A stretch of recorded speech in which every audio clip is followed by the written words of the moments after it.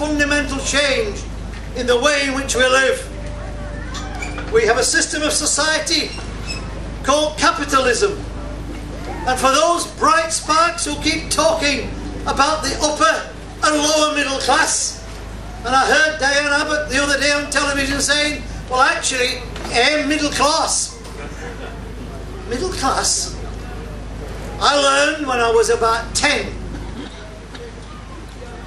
that the political definition of a class is defined by its relationship to the means of production. And if you work by hand or by brain, irrespective of what you do, or irrespective of what you earn, you're a member of the working class. And if you own and control the means of production, distribution and exchange, you're a member of the ruling and controlling class. And I'll tell you what's going to happen as far as our party is concerned.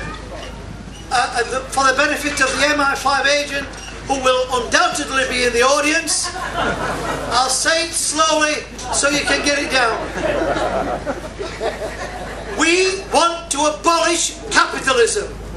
We want to bring about the kind of change that socialists in the past talked about and dreamed about. We want to see a change in society where men and women own and control their own destiny, where unemployment, poverty, starvation, lack of housing is a thought for the past, and we enter a new era. All three political parties are oblivious to the kind of world in which we live. They're oblivious to the kind of problems faced by people. If they weren't, what on earth were they doing in the new Labour government in abolishing the 10p tax ban? What on earth are they doing about the policies that are costing trillions, not billions, of pounds on an unlawful war? The consequence of what they're doing is all around. You know, they even fiddle the figures. This bunch are a bunch of crooks. I say it quite openly, and I invite them to sue me. They no longer talk about the retail price index. They talk about inflationary trend. And they said only this week it was 3%, a higher figure than the Bank of England had predicted. They lie. It was actually 4.2% according to the retail price index, which affects you and your families. And that's a substantial difference. But they discount the fact you've got to pay mortgages, or that you've got to pay increases in terms of energy, or in terms, of course, of food, which is affected by the price of energy itself and the lack of it. I wonder how many people realise how many people are unemployed in Britain today.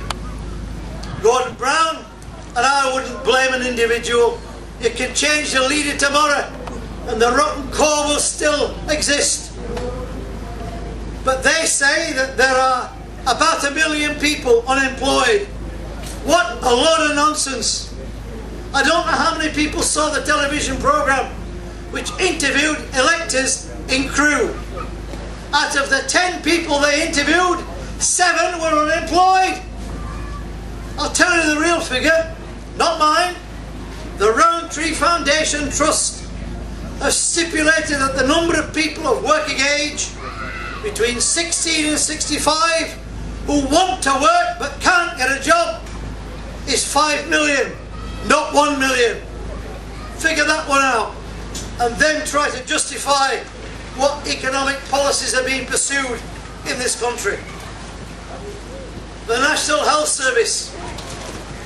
We said in 1996 that the National Health Service could only go back to what it was, provided we financed it. And people have got to make up their own minds. Are we prepared to continue accepting that billions, and I mean billions, has spent on destroying life in an unlawful war in Iraq and the occupation in Afghanistan? Or are we going to say that that money should be pumped into the National Health Service to care for people, to help those in desperate need?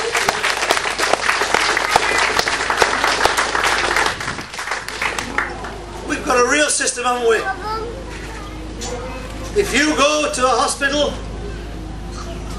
you've got to wait on a waiting list, and they'll tell you with confidence that the waiting lists have been cut. Don't believe them. They've only changed the book system. From the moment you're referred by your doctor, you're not on the list. You used to be. Today, you're not on a list until you've seen the consultant, and then the consultant says, we'll put you on the list. But the real trend is in fact considerably higher than it was in 1997.